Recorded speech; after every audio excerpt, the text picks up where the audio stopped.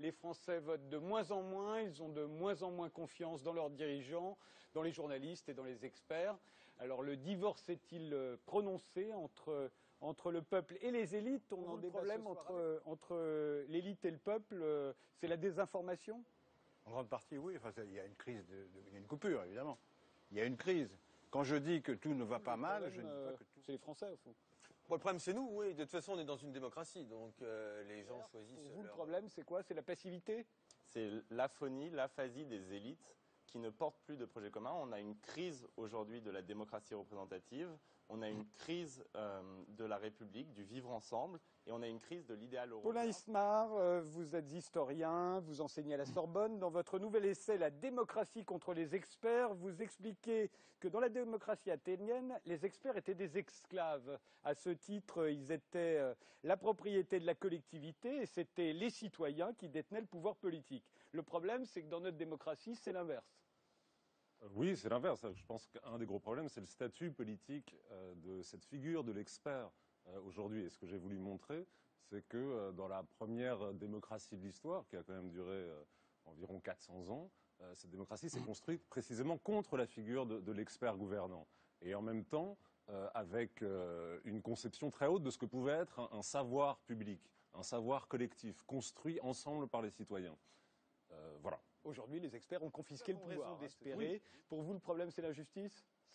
Le problème, c'est la crise de la démocratie, d'abord, qui trouve sa source dans les inégalités sociales, etc. Mais ça ne suffit pas.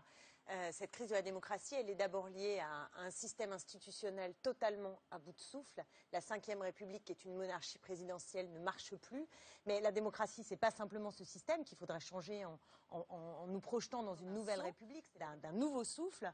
Mais ce nouveau souffle, il ne peut advenir qu'à la condition que nous ayons aussi une projection dans l'avenir et de la conflictualité politique.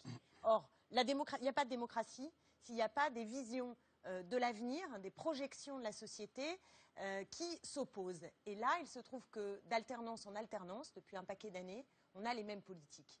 On a les mêmes politiques qui sont appliquées, à partir duquel nous n'arrivons pas à imaginer les transformations nécessaires et à mettre en mouvement le peuple, parce qu'il faut mettre en mouvement le peuple. Et pour le faire, il ne faut pas qu'il y ait cette distance aujourd'hui existante, notamment entre la gauche et ce que sont nos représentants. Et là, je suis désolée, mais le Parti socialiste en particulier, il n'est pas le seul, se trouve dans une situation incroyable, où c'est un parti d'élus, d'aspirants élus, de collaborateurs d'élus, et qui, même physiquement, dans ses pratiques, dans ses quotidiens, finit par être associé à l'oligarchie. Et quand on parle aujourd'hui de classe politique, le terme lui-même est totalement préoccupant. Ça veut dire qu'il y aurait un monde clos sur lui-même, qui ne parle plus qu'à lui-même, dont les intérêts seraient communs. C'est-à-dire que les intérêts d'élus de l'UMP ou d'élus du Parti socialiste seraient communs, alors que normalement, les élus qui sont censés représenter le peuple, gauche qu'on est censé représenter. Et je crois que cette disjonction actuelle, enfin cette séparation, est tout à fait mortifère. Donc il faut retrouver de l'énergie, il faut retrouver du lien, fédérer, remettre en mouvement. Et ça, moi, je crois que ça passe par pas des petites mesurettes, je le dis avec pas mal de solennité, y compris pour ma propre famille politique.